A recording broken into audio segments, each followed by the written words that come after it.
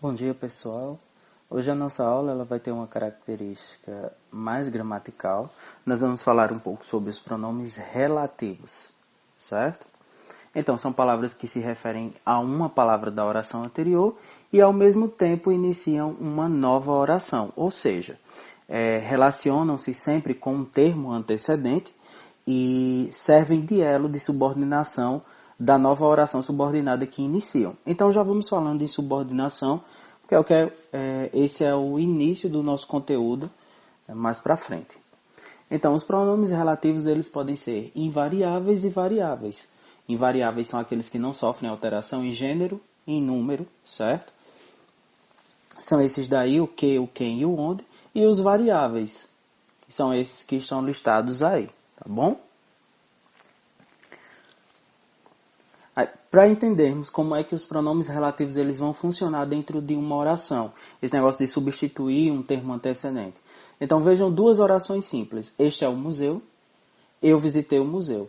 Com o pronome relativo, como é que fica? Este é o museu que eu visitei. Então o pronome relativo que, ele está se referindo ao termo museu, presente na primeira oração e introduz a segunda oração. Vamos para um outro exemplo. Eu comprei a blusa é amarela.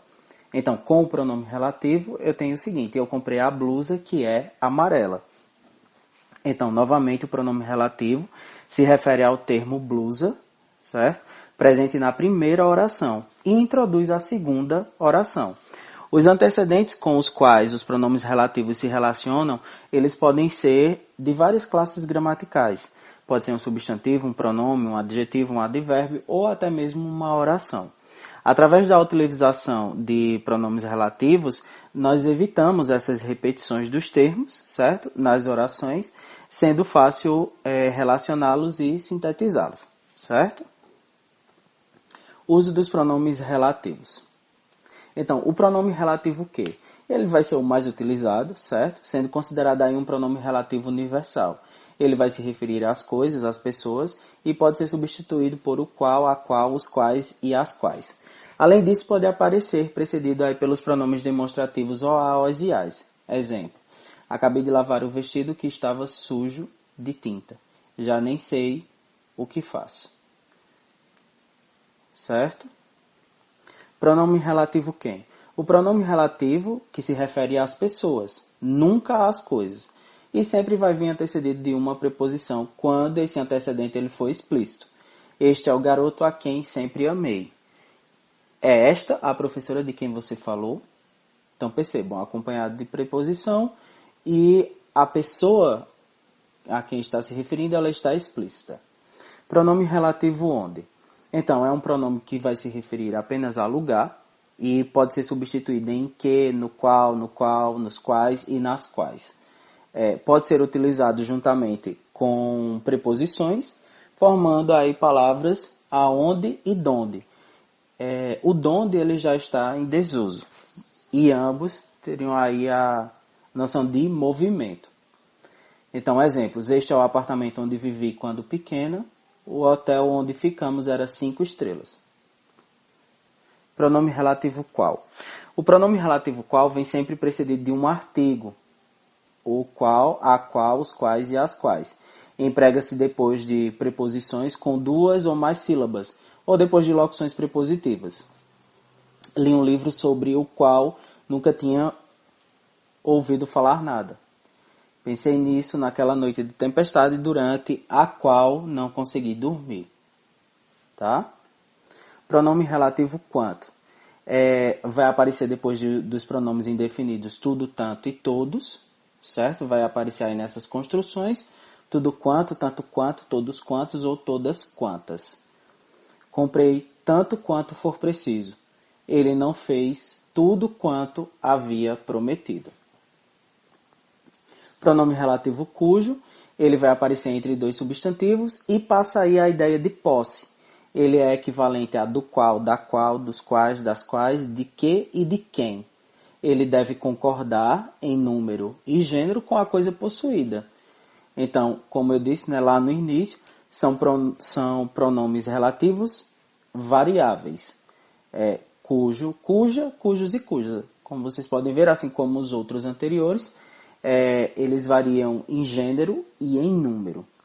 Preferem atletas cujo condicionamento físico está excelente. Escolheram os alunos cujas notas foram exemplares. Então perceba, eu tenho o possuidor e a coisa possuída. Então os alunos e as notas. Então ele traz aí essa ideia de posse. Pronomes relativos indefinidos ou sem antecedentes. Serão aqueles pronomes que poderão ser usados só, certo? E não terão a característica de...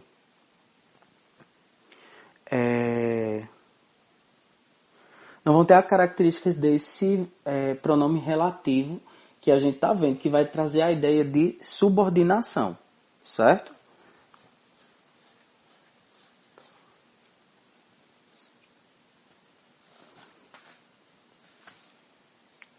Aí nós temos aí o pronome relativo quem e o pronome relativo onde, que a gente viu anteriormente que ele traz a ideia de um local fixo, certo? Aí, quem copiou na prova foi reprovado e fique onde você for feliz. Pronomes relativos e orações subordinadas adjetivas. Então aí a gente já tem uma pincelada do que nós vamos encontrar futuramente. Os pronomes relativos, eles introduzirão as subordinadas adjetivas, que são bem fáceis de reconhecer. Vocês podem ver aí esses dois exemplos. O leão, que é um animal selvagem, atacou o domador, e toda comida que é fresca é mais saborosa. Ambas as orações são orações adjetivas. Percebam que o que diferencia uma da outra é que em o leão, que é um animal selvagem, eu tenho que é um animal selvagem entre vírgulas e na outra eu não possuo. Então, os pronomes relativos indefinidos ou sem antecedentes.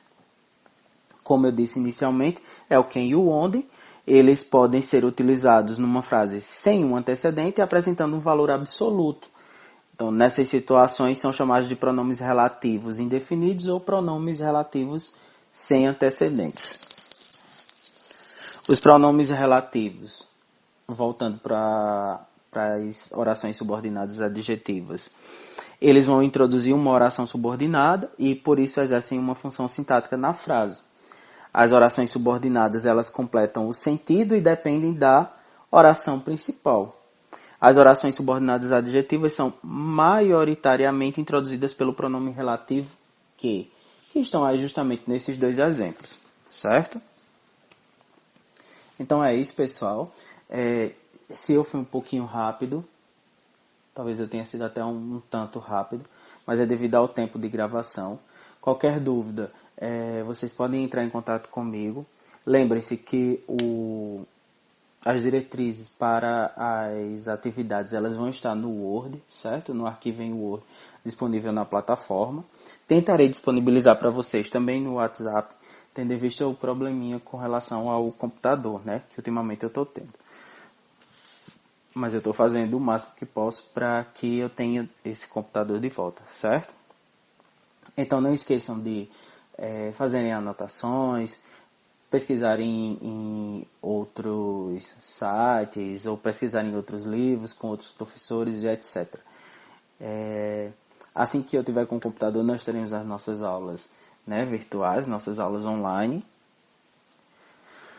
as não presenciais, tá? Para que a gente possa tirar dúvida e aprofundar mais os nossos conhecimentos, tá bom? Então é isso. Até a próxima aula e tchau, tchau.